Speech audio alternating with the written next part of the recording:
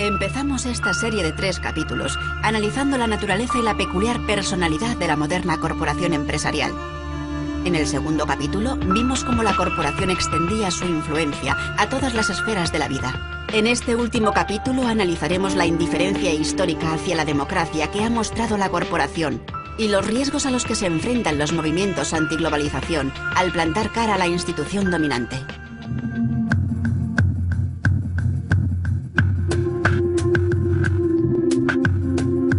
La corporación, instituciones o psicópatas. Valoración.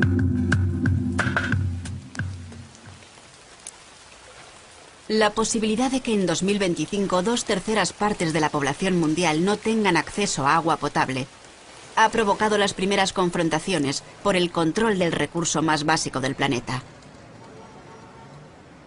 Cuando Bolivia intentó refinanciar los servicios públicos del suministro de agua en su tercera ciudad más poblada, el Banco Mundial exigió que se privatizaran.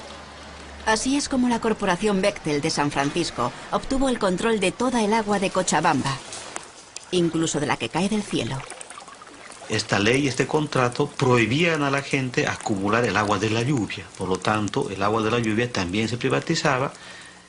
La factura de agua le daba un valor legal a la empresa para que pueda apropiarse de su propiedad, de su vivienda, rematando la misma.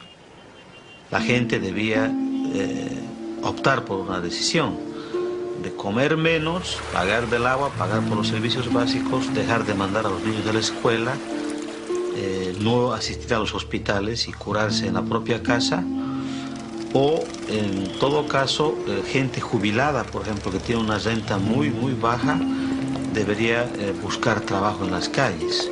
Es el gobierno boliviano que ha obedecido, los mandatos que le ha hecho el Banco Mundial. Pero en última instancia, quienes son los responsables de todo esto son las empresas transnacionales que han ido a intentar lucrar con lo poco que tiene el pueblo cochabambino, han intentado ganar dinero con el poco excedente que pudiera generarse en Cochabamba. Los gobiernos en nuestros países lamentablemente son instrumentos de estas empresas.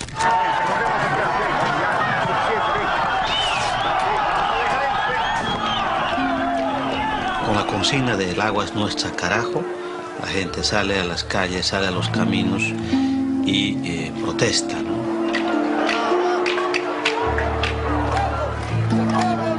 El precio que pagó este castigado país por los préstamos del Banco Mundial fue la privatización de la industria petrolífera estatal, la de su compañía aérea, de ferrocarril, eléctrica y telefónica. Pero el gobierno no consiguió convencer a los bolivianos de que el agua es una materia prima como cualquier otra. Entonces, ahí sí vimos que el gobierno defendía los intereses de la transnacional Bechtel, porque la gente quería agua, no gases. La gente quería justicia y no balas.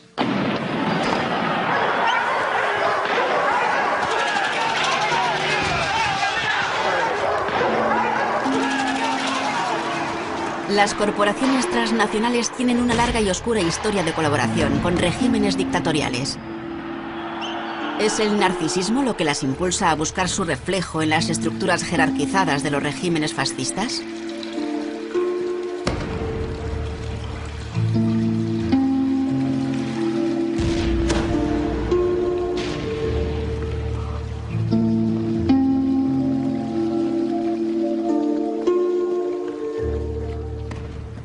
Hubo una conexión interesante entre la ascensión del nazismo en Europa y la toma de conciencia respecto al poder de las corporaciones por parte de los movimientos políticamente radicalizados, porque se acabó reconociendo que el fascismo creció en Europa con la ayuda de las grandes corporaciones. Mussolini era muy admirado entre las élites industriales, los empresarios le adoraban, las inversiones se multiplicaron. Curiosamente, cuando Hitler llegó al poder en Alemania ocurrió lo mismo, la inversión en Alemania creció enormemente. Hitler tenía las masas obreras bajo control, se dedicó a deshacerse de los elementos izquierdistas peligrosos, las oportunidades de inversión mejoraron, no había problemas, eran países maravillosos. Una de las grandes historias del siglo XX que todavía no ha sido contada es la colusión entre las corporaciones, especialmente de Estados Unidos y la Alemania nazi. En primer lugar, las corporaciones estadounidenses ayudaron de forma esencial a reconstruir Alemania, apoyando la primera etapa del régimen nazi. Y luego, cuando estalló la guerra, encontraron la forma de que todo continuara igual. Así, General Motors pudo mantener Opel en funcionamiento. Ford conservó sus negocios. Y una compañía como Coca-Cola, que no pudo mantener Coca-Cola en Alemania, creó Fanta Naranja para los alemanes. Y así es como Coca-Cola consiguió generar ingresos en Alemania. Por eso, cuando bebes Fanta Naranja, estás bebiendo el refresco nazi que fue creado para que Coca-Cola pudiera seguir ganando dinero mientras morían millones de personas. Cuando Hitler alcanzó el poder en 1933, su objetivo era desmantelar y destruir a la comunidad judía. Pero se trataba de una empresa de tal envergadura que para llevarla a cabo necesitaba la ayuda de una computadora, y en 1933 no había computadoras. Lo que existía era el sistema de perforación de tarjetas de IBM, que controlaba y almacenaba información basándose en los agujeros que eran perforados en varias filas y columnas de las tarjetas. Naturalmente no podían comprarse programas de software como hoy. Cada aplicación estaba diseñada a medida y un ingeniero tenía que configurarla personalmente. Fueron las máquinas de IBM y el sistema de tarjetas perforadas los que permitieron que se ejecutara el programa de exterminio ideado por los nazis. Con este sistema, cientos de miles de judíos y de otros enemigos del Reich se vieron obligados a trabajar hasta morir. Dependiendo de su localización y de su capacidad laboral, se fueron moviendo de lugar en lugar hasta acabar convertidos en mano de obra esclava. Todo esto lo facilitaron las máquinas de IBM. Luego está el caso de los campos de concentración, que es un caso muy especial. Millones de personas de todas las religiones, nacionalidades y características pasaron por el sistema de campos de concentración. Había cientos de campos y miles de subcampos.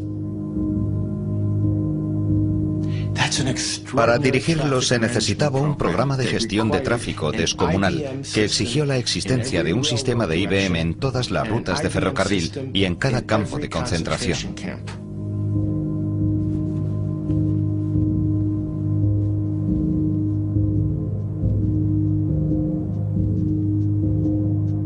Esta es una típica tarjeta de prisionero. Hay 130.000 de estas tarjetas en el Bundesarchiv de Berlín. Y el archivero creía que no tenían ninguna relación con las tarjetas perforadas. Pero después de examinarlas con detenimiento, vimos que había pequeñas casillas en las que había que perforar la información. Así que comparamos esa información con la hoja de códigos de los campos de concentración. Y aquí vemos que Auschwitz es 1, Buchenwald es 2 y Dachau es 3. Y por cierto no es 3, sino 003. ¿Y qué tipo de prisioneros eran esos? El 2 podía ser un testigo de Jehová y el 3 un homosexual. El 6 era un comunista y el 8 un judío. ¿Y cuál era su estatus en estos campos de concentración? 1 significaba liberado, 2 trasladado, 4 ejecutado. El 5 se había suicidado y el 6, el código 6 era Sonderbehandlung, tratamiento especial, lo que significaba la cámara de gas o a veces una bala. Perforaban ese número. El material estaba tabulado, las máquinas estaban listas. Naturalmente había que imprimir millones de tarjetas perforadas, e IBM las imprimió en exclusiva. Y los beneficios fueron recuperados justo después de la guerra. Creo que esa acusación en concreto ha resultado seriamente desacreditada como acusación fundada. El hecho de que utilizaran un equipamiento determinado está comprobado, pero no está claro cómo consiguieron ese equipamiento, cuánta cooperación tuvieron y la existencia de cualquier tipo de colusión. Hay quien está intentando conectar puntos que no están conectados, y creo que esa es la parte que está desacreditada. Generalmente una empresa vende ordenadores, pero cada cliente los utiliza de una forma muy distinta. Y uno siempre espera que se utilicen de la forma más positiva posible. Y si descubres que no están siendo utilizados de forma positiva, lo normal es dejar de apoyar ese tipo de utilización. Pero ¿sabes siempre cómo se utilizan? ¿Puedes saberlo en todas ocasiones? ¿Puedes descubrirlo siempre?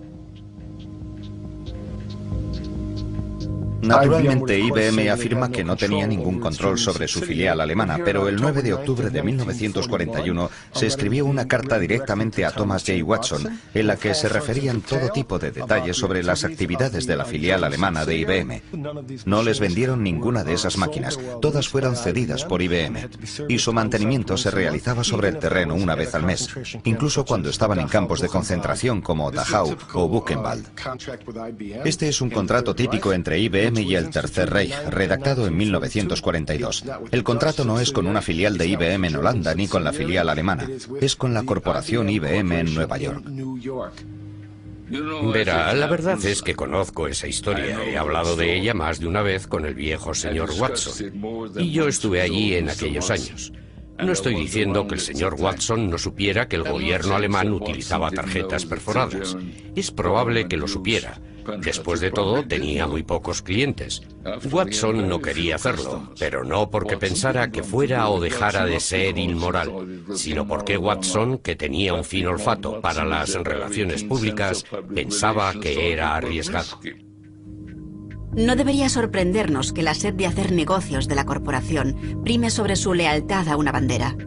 Un reciente informe del Departamento del Tesoro de Estados Unidos revela que solo en una semana 57 corporaciones estadounidenses fueron multadas por comerciar con enemigos oficiales de Estados Unidos, incluyendo terroristas, dictadores y regímenes despóticos.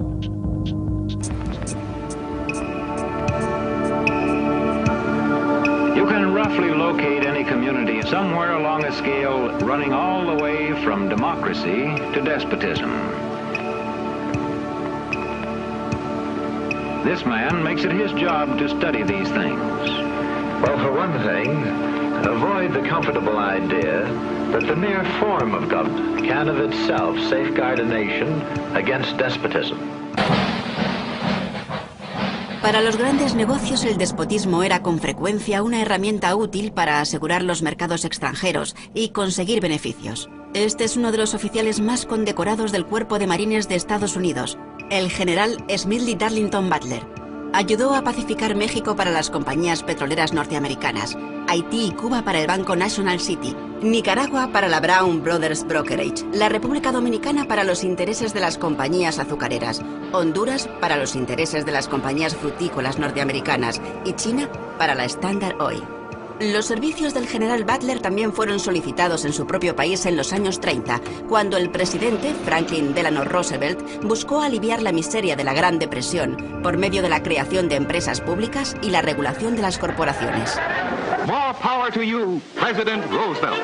The entire country's behind you, thrilled with hope and patriotism.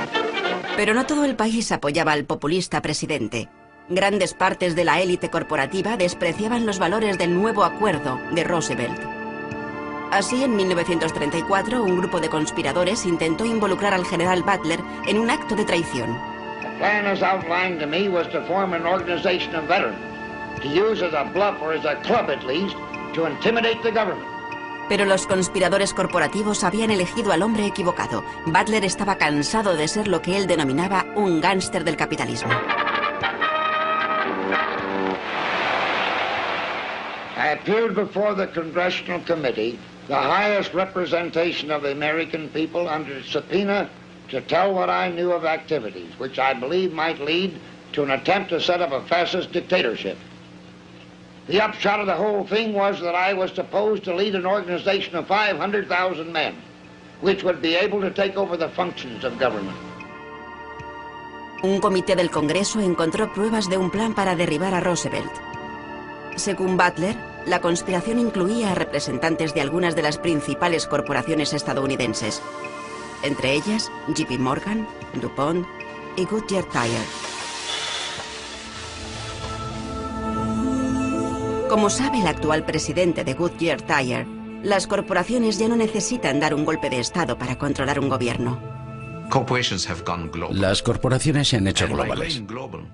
Y al ser globales, los gobiernos han perdido algo de control sobre ellas.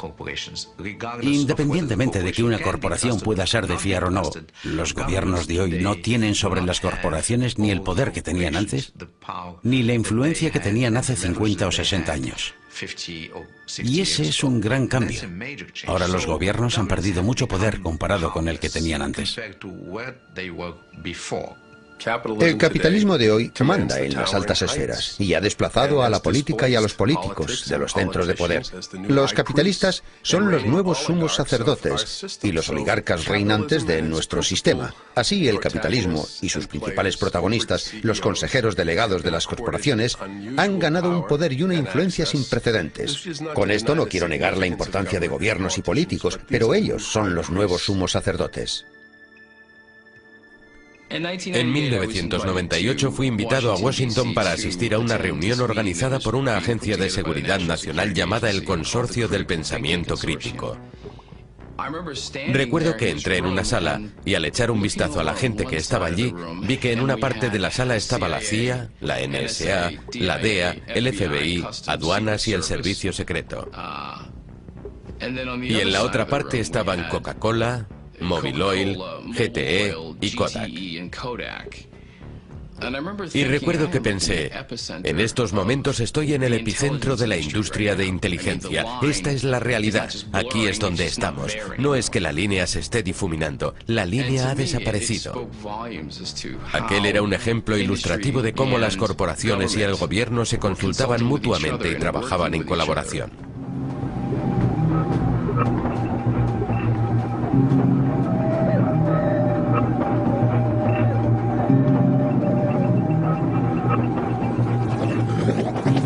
Mientras 34 países del hemisferio occidental se reunían para llegar a un acuerdo comercial de largo alcance que pusiera las bases para la privatización de todos los recursos y servicios imaginables, miles de personas pertenecientes a cientos de organizaciones antiglobalización manifestaron su oposición en las calles. Los principales empresarios de Canadá y sus representantes comerciales no prestan atención al descontento de la calle. Para ellos, los 800 millones de habitantes de América hablan con una sola voz.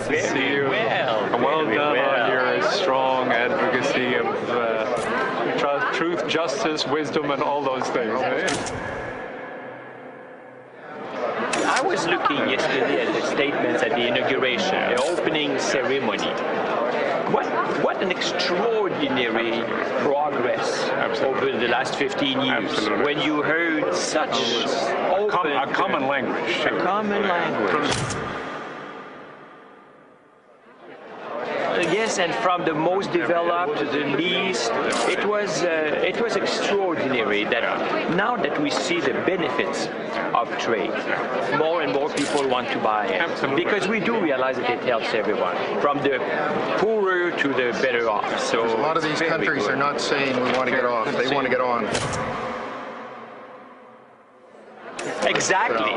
No one wants out. Everyone wants in. Yeah. Anyway, well done. So, thank you. Super. So far, so good. Good.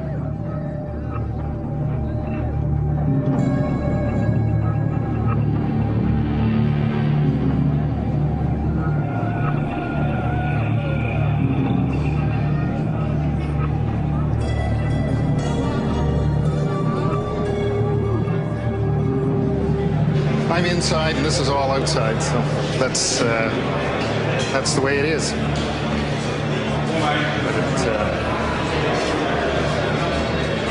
So, what do you think when you look at all this?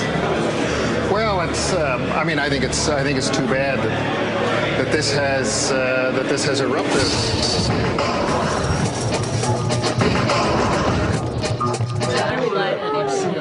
Let's see.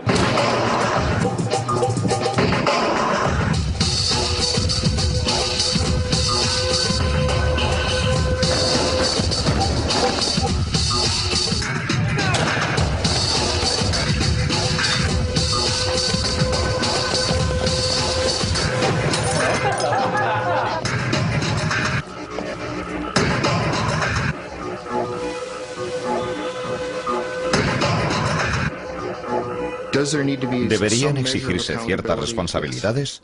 Sí. Y creo que la comunidad empresarial es consciente de ello. Pero esa responsabilidad está en el mercado, la tienen los accionistas. Las empresas proyectan una imagen pública y la opinión pública la percibe. Si las empresas no hacen lo que deben hacer, el mercado las castigará. Y eso es algo que ninguna empresa desea. No confíe en el gobierno, intente crear estructuras e incentivos, intente incentivar al mercado para que las corporaciones hagan lo que tienen que hacer. Hay un nuevo mercado. Esos jóvenes no han salido a la calle porque el gobierno les esté apuntando a la cabeza con una pistola o porque hayan leído un libro sobre meditación trascendental y moralidad global. My inner voice says honor my inner child. Mine says love everyone. My inner voice says I like a Wendy's bacon mushroom milk. Están ahí porque entienden que el mercado necesita que estén ahí. Saben que estar ahí tiene ventajas competitivas. Boy, talk about an inner peace. Soy receptivo a vuestras preocupaciones. Me preocupa el clima, me preocupa la contaminación. No tengo todas las respuestas a esos problemas, pero estamos preparados para trabajar con vosotros, con la sociedad, con las ONGs, con los gobiernos para afrontar esos problemas. Recuperad la confianza para poder llegar a una nueva clase de colaboración. Y entonces la meta definitiva será convertirnos en una corporación que os guste. He believes that almost half our energy could one day come from renewable sources. He's been called a dreamer and a crank. And I've been called a hippie. And more recently, a project manager for Shell. Muchas veces me pregunto por qué tantas empresas abogan por la responsabilidad social, por la responsabilidad social corporativa.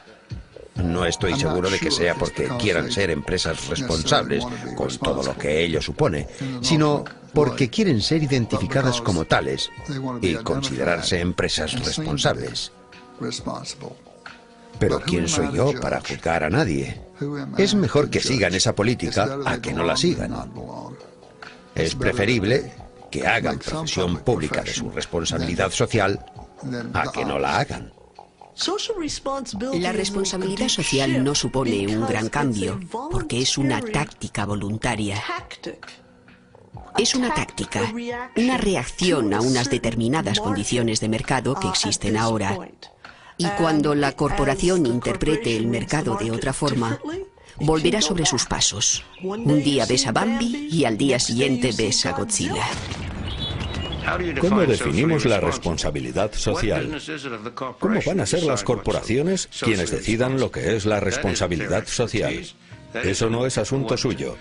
No es eso lo que sus accionistas les piden que hagan. Por eso creo que se escapa a su ámbito de actuación y sin duda no es democrático. La única corporación responsable es una corporación subordinada, una cuyos dirigentes acepten órdenes de una institución política en lugar de dirigirla. Me da igual cuál es el nivel aceptable de emisiones que el presidente de General Motors cree que debe salir de los tubos de escape de los coches de General Motors. Es posible que tenga muchos científicos y que él sea una buena persona, pero yo no le he elegido para nada.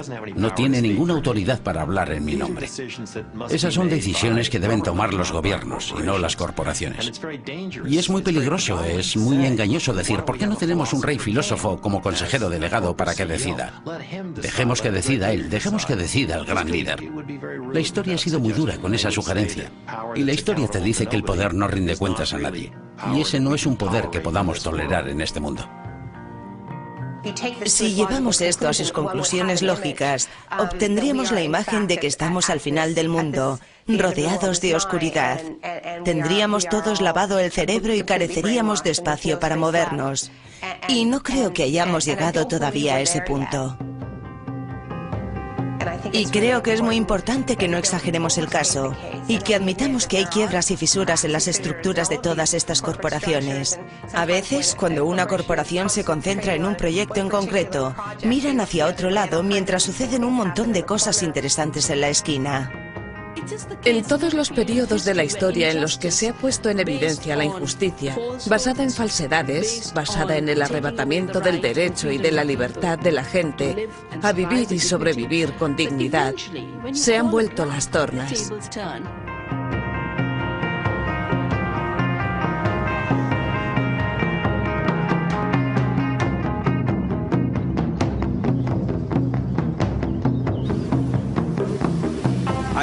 Creo que es demasiado simple decir, deshagámonos de todas las corporaciones. Así se solucionarán los problemas del mundo. Hay cosas que pueden hacerse, pero parece que solo pueden hacerse cuando la gente se organiza y se siente, al menos en parte, motivada por la búsqueda de beneficios. Por eso, en mi opinión, esto es cuestión de tendencias que se han escapado a nuestro control o de influencias que han ido más allá de las fronteras de lo legítimo.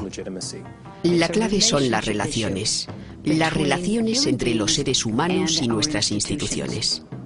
Creo que el gobierno debería controlar estrechamente a esas corporaciones, vigilar su comportamiento y decirles qué es lo que pueden hacer. Y la gente diría, bueno, ese es un gobierno distinto. Esas compañías deberían ser más democráticas, toda la economía debería ser más democrática. Tú y yo deberíamos tener algo que decir sobre lo que está pasando, pero nuestra opinión cuenta muy poco o nada. Las estructuras de la economía transnacional están funcionando y están teniendo efectos positivos y negativos en todo el mundo. Muchos efectos negativos, sin duda, pero no creo que la cuestión más importante sea considerar si esos efectos son positivos o negativos. La cuestión más importante es cómo hacemos que sean democráticamente responsables, ya que solo así podremos evaluar su bondad o maldad.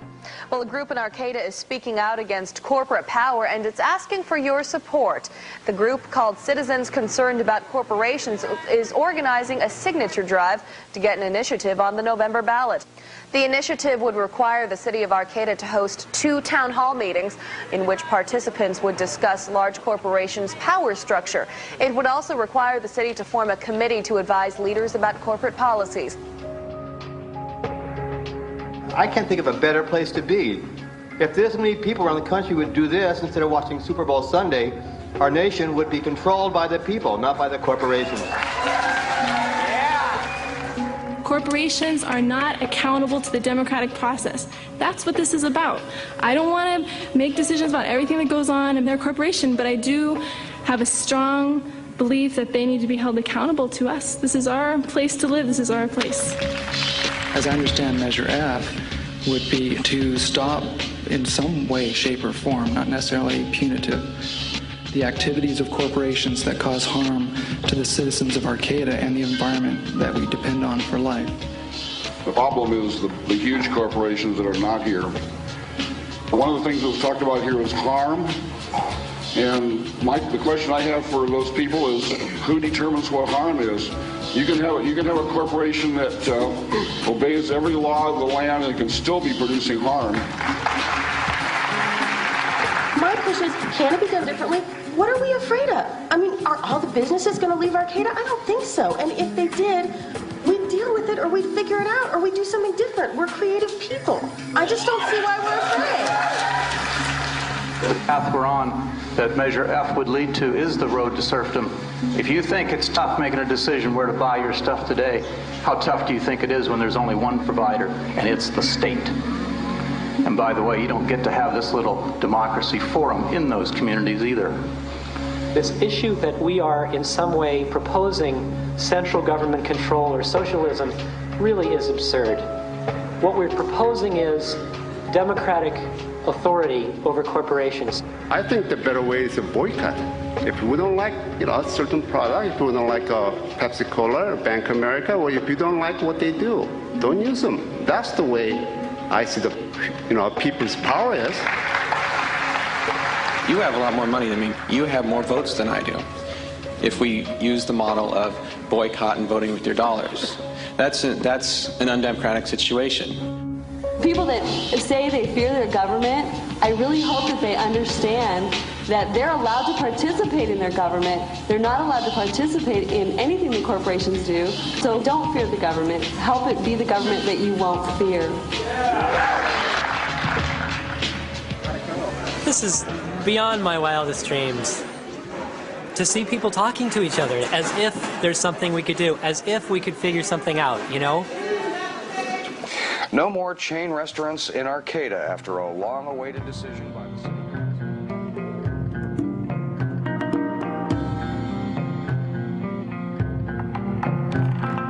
Los municipios de Licking y Porter, Pensilvania, hicieron historia al adoptar ordenanzas que eliminan la capacidad de las corporaciones para exigir derechos constitucionales como persona. Sabemos lo que necesitamos. Solo hay que dar una serie de pasos sencillos. Lo que no hay es voluntad política.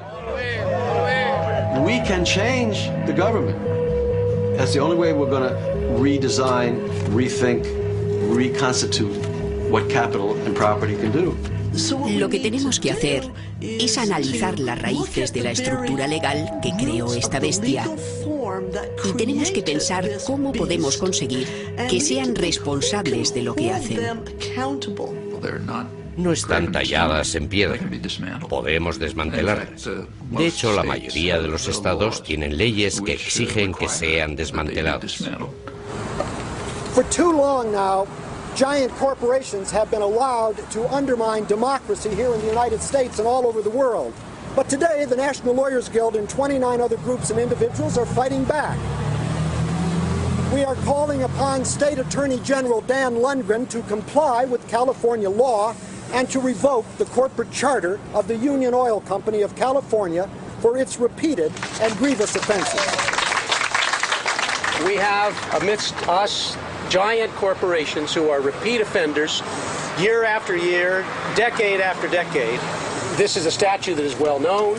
It has been used. It can be used. What this will mean is the dissolution of the Union Oil Company of California, the sale of its assets under careful court orders to others who will carry on in the public interest.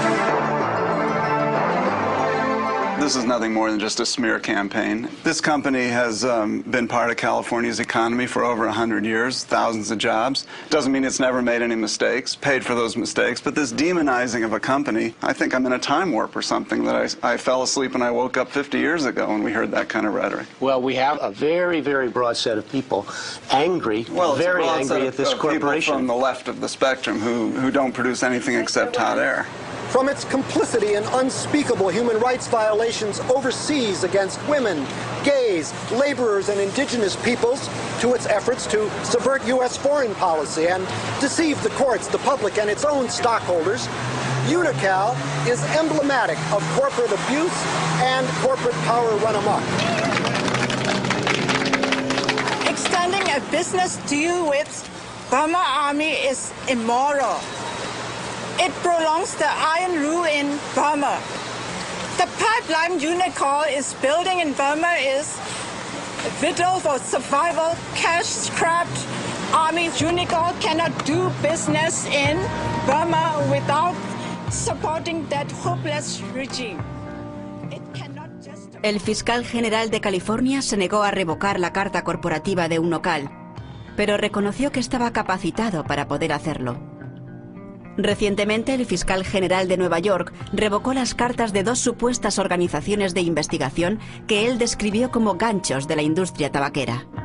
El comercio y el gobierno no son instituciones primarias, sino secundarias. Ambas derivan de la institución primaria, que es la cultura en la que vive la gente. Llegar a comprender esto es la clave de este debate acerca de la globalización. Si podemos empezar a restablecer la cultura como el centro en el que reside el poder de la gente, entonces las corporaciones tendrán un rol que desempeñar y habrá un rol para el gobierno, pero esos roles tendrán que tener en cuenta y no dominar el lugar en el que la gente cuenta su historia y en el que vive según los valores de su comunidad. Mi maldición ha sido que al hacer estas películas documentales he comprobado que pueden provocar un cambio. Así que estoy obligado a seguir haciéndolas. Ese soy yo haciéndoselo pasar mal a las grandes corporaciones. Pero en Navidad dejo de lado mis diferencias y felicito las fiestas a las grandes empresas. En este caso, a las compañías tabaqueras.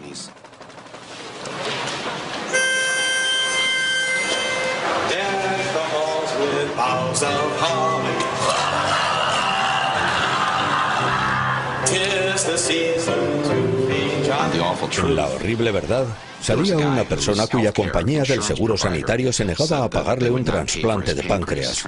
Aunque estaba claro que tenían que pagárselo, no pensaban hacerlo, iban a dejar que muriera. Nosotros nos presentamos con las cámaras y preparamos el ensayo del funeral ante la sede central de esa corporación. He was a great guy, he had a lot of integrity, a rich sense of humor. And in fact, I remember something that he often used to say.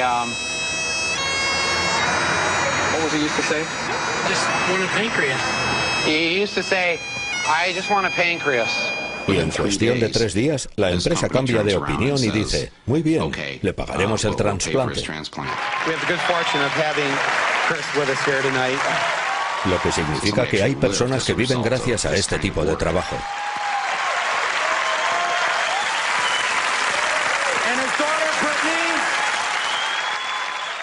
Fui a Littleton, Colorado, donde se produjo el tiroteo de Columbine. Y cuando llegué me enteré de cuál es el principal trabajo de los padres de los chicos que estudiaban en el instituto de Columbine. La mayoría de la población de Littleton, Colorado, trabaja para Lockheed Martin fabricando armas de destrucción masiva. Pero ellos no ven la relación que hay entre lo que hacen para ganarse la vida y lo que hacen sus hijos en la escuela, o lo que hacían en la escuela. Estaba pensando en ellos cuando caí en la cuenta, y así se lo dije a mi esposa, que los dos éramos hijos de trabajadores de la industria automovilística de Flint, Michigan. Y no había nadie en Flint, incluyéndonos a nosotros, que se detuviera a pensar que lo que hacíamos para ganarnos la vida, fabricar automóviles, es probablemente el principal motivo por el que se van a derretir los casquetes polares y terminar con la civilización tal y como la conocemos ahora. La gente piensa, trabajo en una línea de montaje fabricando coches. Lo que hago es bueno para la gente y para la sociedad. Los coches permiten que la gente se traslade de un lugar a otro, pero nunca pensamos de un modo más amplio en la responsabilidad de lo que hacemos. En última instancia, nosotros, como individuos, tenemos que aceptar la responsabilidad de nuestras acciones colectivas y el daño global que provocan en nuestro mundo. Podemos utilizar muchas herramientas para recuperar la comunidad, pero lo importante no son las herramientas. Existen los litigios, la legislación, incluso la acción directa. Está la educación, el boicot, las inversiones sociales.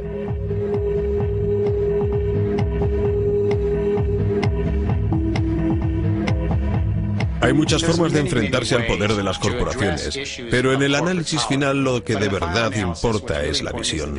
Tienes que tener una alternativa mejor. No seremos capaces de detener esta destrucción hasta que no redefinamos nuestra relación con la naturaleza. Hemos concedido demasiado poder a esas corporaciones transnacionales, a las instituciones internacionales que las sirven y los gobiernos no democráticos que tenemos.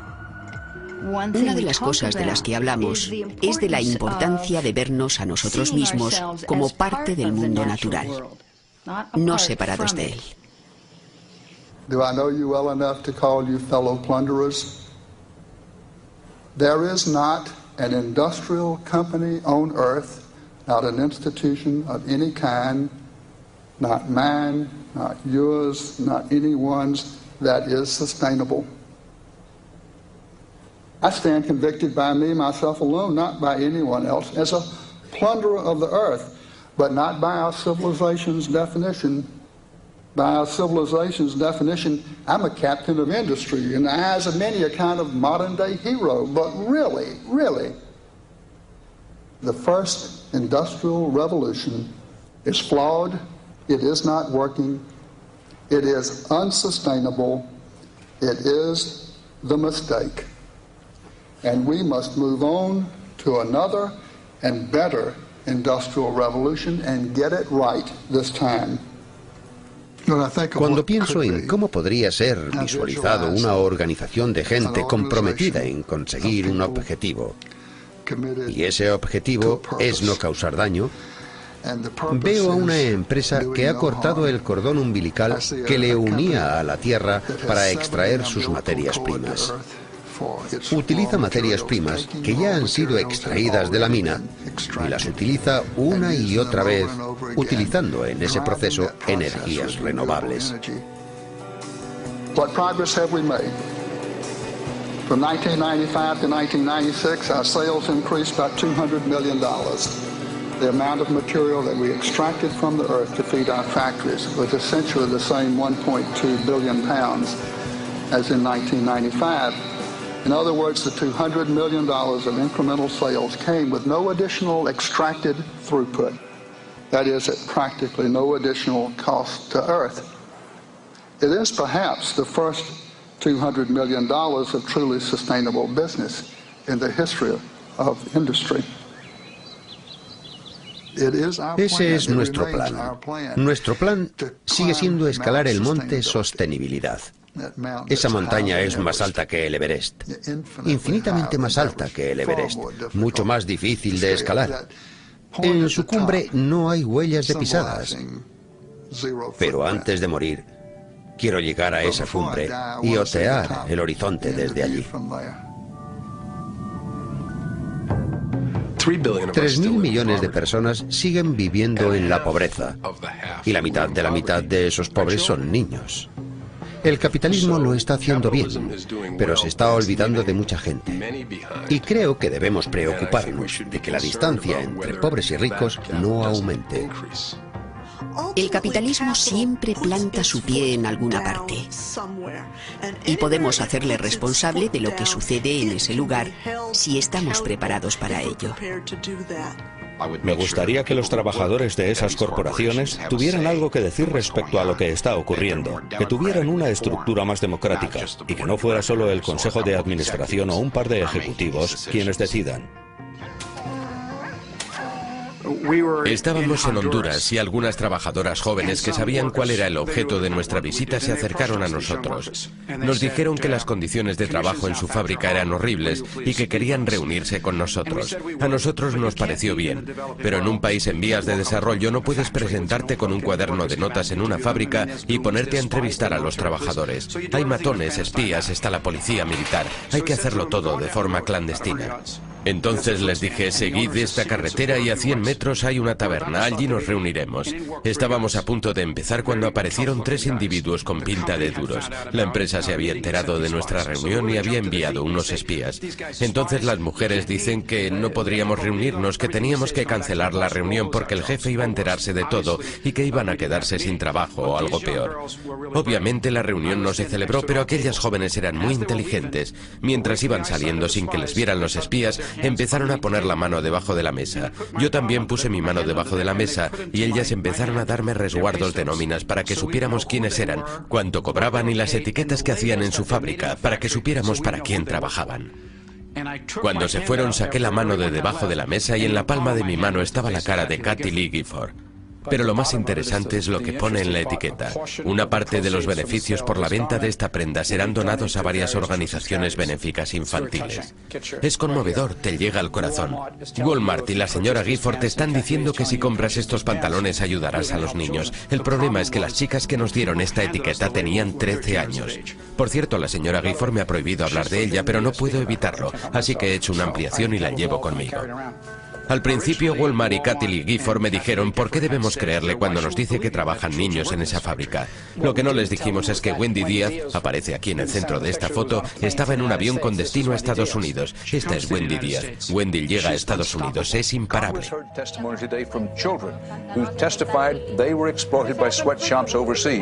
Kathie Lee Gifford le pidió disculpas a Wendy Díaz. Fue lo más increíble que he visto en mi vida. Esa poderosa dama se inclina hacia Wendy y le dice, Wendy, créeme, por favor, yo no sabía que trabajarais en esas condiciones y ahora que lo sé voy a trabajar contigo, voy a trabajar con esa otra gente y esto no volverá a suceder.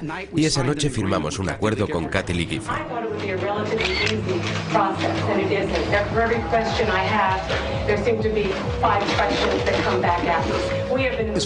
En lo referente a Walmart y a Kathie Lee, todo giraba en torno a las condiciones de trabajo de esas fábricas. Pero como este tema salió en televisión durante semanas, el incidente con Kathie Lee Gifford llevó la polémica de esas fábricas en las que se explota a los niños hasta el último rincón del país. Y después de eso no hay una sola persona en este país que no haya oído hablar de la explotación infantil ni de los salarios de miseria que cobran. Y estamos preparando una campaña. Si las marcas están protegidas, también deberían estarlo los niños de 16 años que trabajan para esas marcas. Me parece perfecto que la marca esté protegida por las leyes de la propiedad intelectual o por la Organización Mundial del Comercio, pero esos chicos de 16 años tienen que estar tan protegidos como las marcas. Varios años después de la controversia con Walmart, los bolsos de Kathie Lee los seguían haciendo trabajadores chinos que cobraban 2,5 céntimos a la hora. Presionada por el Comité Nacional de Trabajo, la empresa Gap permitió la supervisión independiente de sus fábricas en El Salvador, convirtiéndose así en la primera corporación transnacional en permitirlo. Debemos dejar claro que hay ciertas cosas que no deberían poder comprarse ni venderse. No todo tiene un precio. El ser humano no tiene un precio. Lo hicimos en su momento y se llamó esclavitud. Y el mercado no se desplomó un día. Nadie dijo, vendamos a los esclavos, abandonemos este negocio. Fue necesario un inmenso movimiento social mundial para lograr la abolición del comercio de esclavos y finalmente de la esclavitud. ¿Y qué es lo que hicimos? Sacamos una materia prima, el ser humano, del mercado, porque dijimos que había una orden moral. Y eso es más importante que los mercados. Empecé esta fase de mi vida en 1987. Mi sensibilidad respecto a este tema nació cuando las propias grandes corporaciones nos dijeron que para finales del siglo XX, 5 empresas controlarían nuestros alimentos y nuestra salud por medio de patentes, ingeniería genética y fusiones corporativas. En la ronda Uruguay del Tratado del GATT, los derechos de propiedad intelectual y las patentes se convirtieron en objetos de comercio mundial. Fue entonces cuando decidí que era en esto en lo que debía trabajar porque afectaba la fibra más importante de nuestra existencia moral. A lo largo de esta última época hemos ido ganando terreno. Y cuando digo hemos, me refiero a la gente normal comprometida con el bienestar de toda la humanidad. A todas las personas independientemente de su género, clase, raza y religión. A todas las especies del planeta. Entre todos conseguimos llevar a los tribunales al país más poderoso del mundo y a una de las compañías químicas más grandes del planeta por el caso de NIM. Y ganamos el caso. La patente concedida a NIM por W.R. Grace y el gobierno de Estados Unidos fue revocada en el juicio que planteamos junto a los verdes del Parlamento Europeo y el Movimiento Internacional de Agricultura Orgánica. Ganamos porque trabajamos juntos. Hemos anulado casi el 99% de la patente para el arroz basmati de Raistec. Una vez más, lo conseguimos porque trabajamos como si fuéramos una coalición internacional. Mujeres mayores en Texas, científicos en la India, sentadas de activistas en Vancouver organizadas por un pequeño grupo de acción basmati. Cuando los países desafían el ADPIC y piden la revisión y el cambio del acuerdo, utilizan el lenguaje de la biopiratería. Conseguimos que los países del tercer mundo dejaran de ser considerados piratas y demostramos que los piratas eran las corporaciones.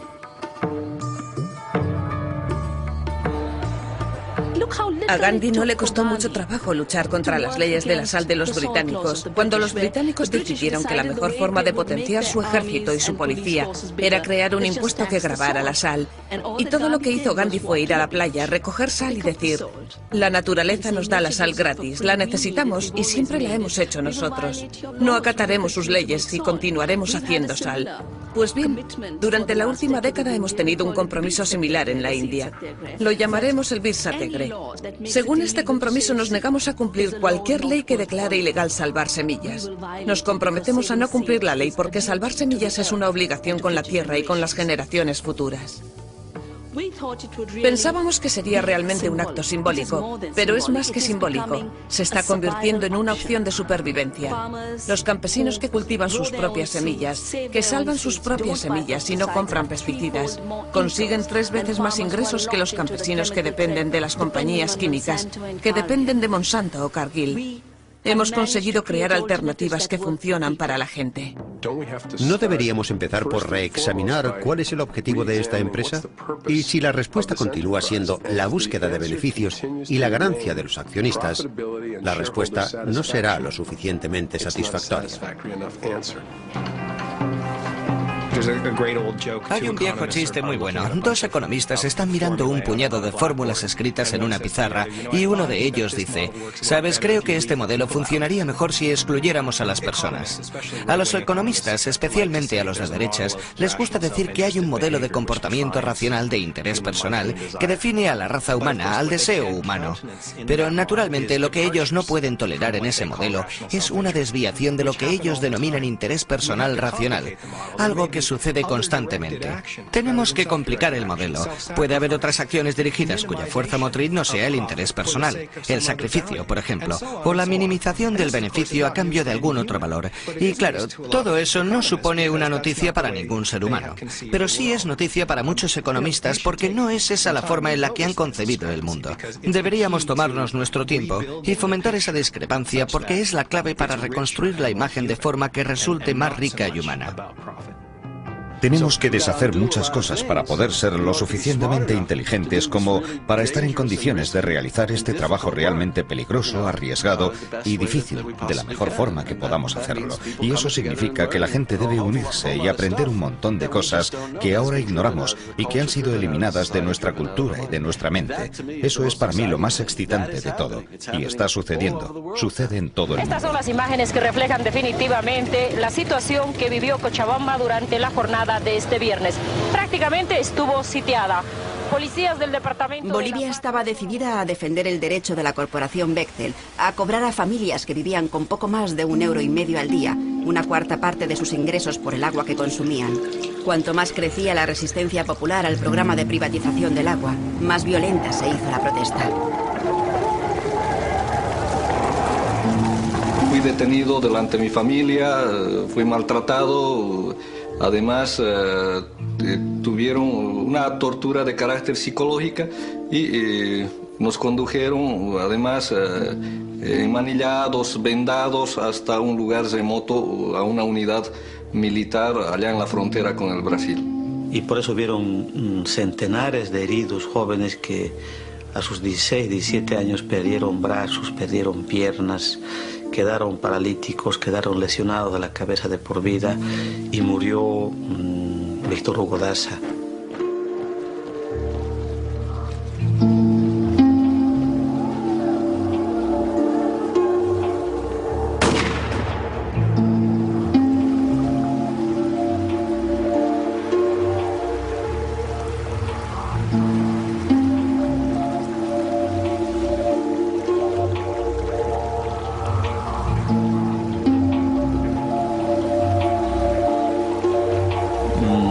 En principio yo me preocupaba por mi familia, pero mi familia está preparada para cualquier eventualidad y yo mismo estoy preparado para aquello y he perdido el miedo como el pueblo ha perdido. No tengo miedo a morir, pero sí quisiera vivir un tiempo más para poder seguir peleando. En cierto momento de la lucha, en el momento más culminante, el ejército se acuarteló. La policía también no salió de su cuartel, los congresistas desaparecieron, el gobernador se ocultó, renunció el gobernador, no había autoridad legal, la única autoridad legítima era el pueblo que estaba en un cabildo, que estaba en la plaza y que tomaba las decisiones en grandes asambleas y al final decidió sobre el agua. Y creo que la gente, los jóvenes y los viejos de mucho tiempo pudimos saborear, digamos, pudimos saciarnos de esa sed de democracia. ¡Y así lo hemos conseguido, compañeros! Hemos heredado una empresa, como toda empresa pública, con problemas técnicos, con problemas financieros, con problemas legales y con problemas administrativos. Nos estamos enfrentando. Porque si demostramos que es la gente sencilla y trabajadora la que puede dar solución a sus problemas, podemos estar a las puertas de pedir de que todo aquello que se privatizó, todo aquello que se vendió, todo aquello que está en manos de las corporaciones, vuelvan a las manos de la población. A través de un tribunal secreto del Banco Mundial, Bechtel pidió 20 millones de euros en compensación por sus pérdidas en Bolivia. La victoria sobre Bechtel costó 6 muertos y 175 heridos, incluyendo 2 niños a los que el gas lacrimógeno dejó ciegos. Inspirados por el ejemplo de Bolivia, movimientos populares de todo el mundo continúan resistiéndose con éxito a programas de privatización del agua. A veces me sorprende lo eficaces que podemos llegar a ser.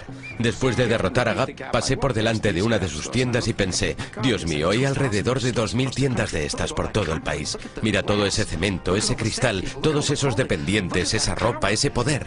Pero aún así puedes influir en esas corporaciones. Lo que haces puede afectarles.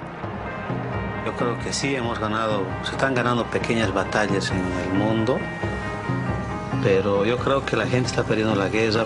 En eso sí, yo veo el futuro, el presente y el futuro para nuestros hijos muy oscuro. Pero confío en la capacidad de reflexión, en la capacidad de indignación y en la capacidad de rebelión de la gente. A 15 compañías les gustaría controlar las condiciones de nuestra vida. Y millones de personas están diciendo no solo que no les necesitamos, sino que nosotros podemos hacerlo mejor que ellos. Vamos a crear sistemas que alimentan a la Tierra y alimentan a los seres humanos. Y no se trata de experimentos marginales, son los pilares de un gran número de comunidades repartidas por todo el mundo. Ahí es donde está el futuro. Yo no creí que íbamos a ganar, yo no pensé que la empresa se iba a ir. Para mí era imposible. Y muchos opinaban así. Entonces era una angustia en mi pecho de expresar algo que yo no creía. Y ahí aprendí una lección muy importante, de que uno no puede desconfiar en la capacidad del pueblo. Un eslogan que siempre yo había repetido en las marchas, de que el pueblo unido jamás será vencido. Y ver eso para mi pueblo, muy grandioso.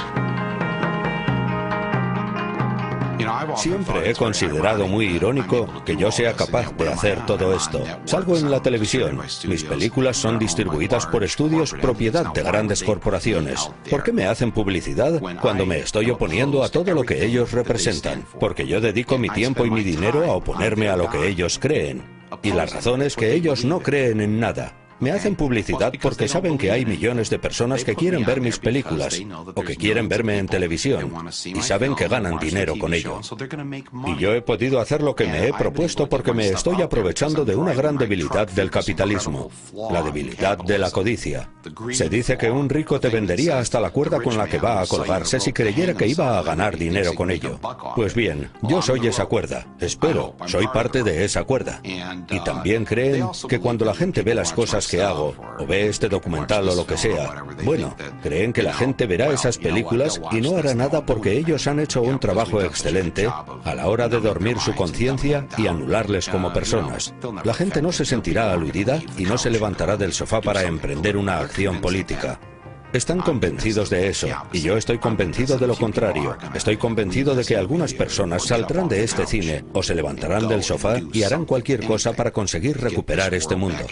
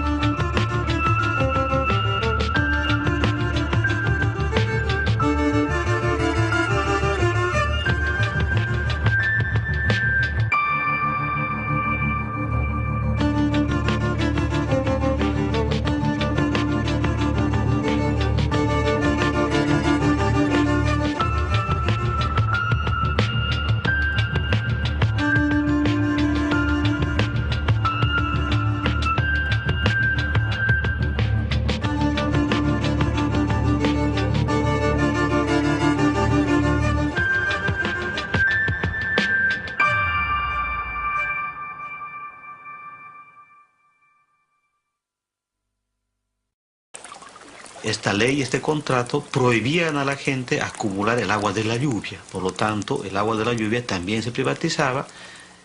La factura de agua le daba un valor legal a la empresa para que pueda apropiarse de su propiedad, de su vivienda, rematando la misma. La gente debía optar por una decisión de comer menos, pagar del agua, pagar por los servicios básicos, dejar de mandar a los niños de la escuela, no asistir a los hospitales y curarse en la propia casa, o en todo caso, gente jubilada, por ejemplo, que tiene una renta muy baja, debería buscar trabajo en las calles. Es el gobierno boliviano que ha obedecido, o sea, los mandatos que le ha hecho el Banco Mundial.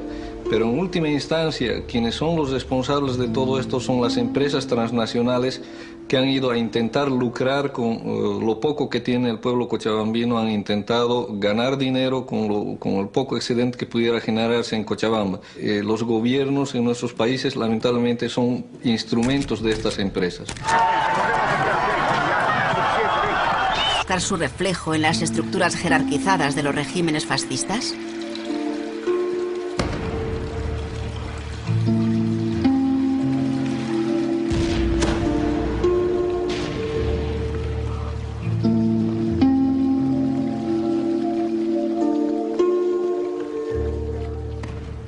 Hubo una conexión interesante entre la ascensión del nazismo en Europa y la toma de conciencia respecto al poder de las corporaciones por parte de los movimientos políticamente radicalizados, porque se acabó reconociendo que el fascismo creció en Europa con la ayuda de las grandes corporaciones. Mussolini era muy admirado entre las élites industriales, los empresarios le adoraban, las inversiones se multiplicaron. Curiosamente, cuando Hitler llegó al poder en Alemania ocurrió lo mismo, la inversión en Alemania creció enormemente. Hitler tenía las masas obreras bajo control, se dedicó a deshacerse de los elementos izquierdistas peligrosos, las oportunidades de inversión mejoraron, no había problemas, eran países maravillosos. Una de las grandes historias del siglo XX que todavía no ha sido contada es la colusión entre las corporaciones, especialmente de Estados Unidos y la Alemania nazi. Empezamos esta serie de 3 capítulos analizando la naturaleza y la peculiar personalidad de la moderna corporación empresarial. En el segundo capítulo vimos cómo la corporación extendía su influencia a todas las esferas de la vida. En este último capítulo analizaremos la indiferencia histórica hacia la democracia que ha mostrado la corporación y los riesgos a los que se enfrentan los movimientos antiglobalización al plantar cara a la institución dominante.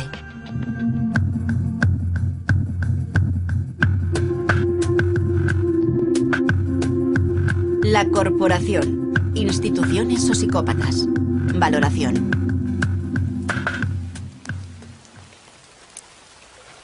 La posibilidad de que en 2025 2/3 partes de la población mundial no tengan acceso a agua potable ha provocado las primeras confrontaciones por el control del recurso más básico del planeta. Cuando Bolivia intentó refinanciar los servicios públicos del suministro de agua en su tercera ciudad más poblada, el Banco Mundial exigió que se privatizaran. Así es como la corporación Bechtel de San Francisco obtuvo el control de toda el agua de Cochabamba, incluso de la que cae del cielo. Con la consigna de el agua es nuestra, carajo, la gente sale a las calles, sale a los caminos y protesta, ¿no?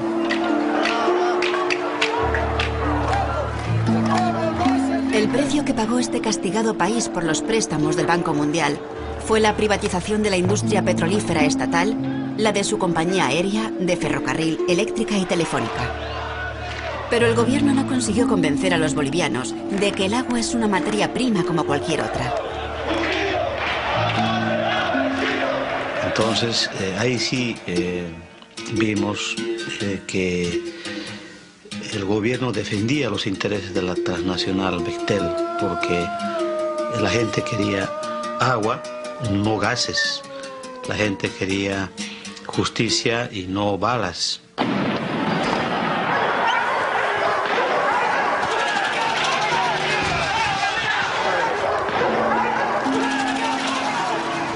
Las corporaciones transnacionales tienen una larga y oscura historia de colaboración con regímenes dictatoriales.